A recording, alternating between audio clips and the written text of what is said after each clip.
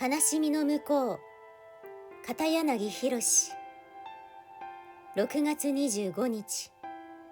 なんとかなる。いつも私たちを追い詰めるのは、自分が作ったこうでなければダメだという思い込み。